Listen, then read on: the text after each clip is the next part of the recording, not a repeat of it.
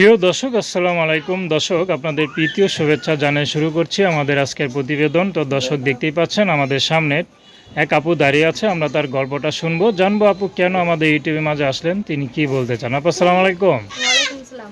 কেমন আছেন? ভাই আছি তো অনেক খারাপ।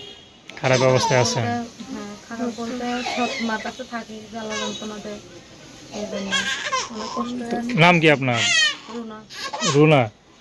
তো রুনা আপু, সৎ মা আছে ঘরে, বাবা নাই? বাবা আছে অনেক অসুস্থ। বাবা দেখে না? বাবা কেমনি দেখবে, মা আরেকটা বিয়ে করে নিয়ে আসছে সৎ মা। প্রচুর জ্বালা যন্ত্রণা দেয়। কাজ কাম করি, মানুষের বাড়িতে বাড়িতে পাঠায়, কাজ কাম করে খাই, কাজ কাম করে দিলে তো এই সৎ মায়ের ভাত দেয় না, তাছাড়া দেয় না। আপনাকে জীবনে মানে পৃথিবীতে আপনাদের দুঃখ কষ্ট দেখার মতো কেউ নাই? এখন আল্লাহ ছাড়া আমার দুঃখ কষ্ট দেখার মতন কেউ নাই।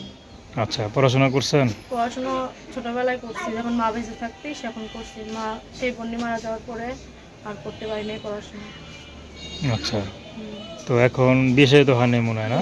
না, বিয়ে শাদী হয় নাই। বিয়ে শাদী মানে অনেক অনেক জায়গা থেকে আসছে। আমার সৎ মা আমার বিয়ে দিতে দেয়নি, কারণ ওই যে আমি থাকি মায়ের কাছে থাকি, কাজ কাম করে দেই, টাকা জোগাড় করে এনে দেই, তাই মানে আমার ভাত টাত দেয় খাইতে, না তাছাড়া দেয় না। তো কি কেমন মনে হয় আপনার এই জীবনটা যে কষ্ট করে করে বড় হয়েছেন? জীবনটা কষ্টের বলেই তো আমি প্রতিবেদনের সামনে আছি, যে প্রবাসী ভাইরা যদি ফোন দিয়ে আমার সঙ্গে কথাবার্তা বলে, দায়িত্ব নেয়, আমার সব কিছু ভরণ পোষণ মানে নিতে পারে, তাহলে আমি তার সঙ্গে বিয়ে সাথে বসতে চাই।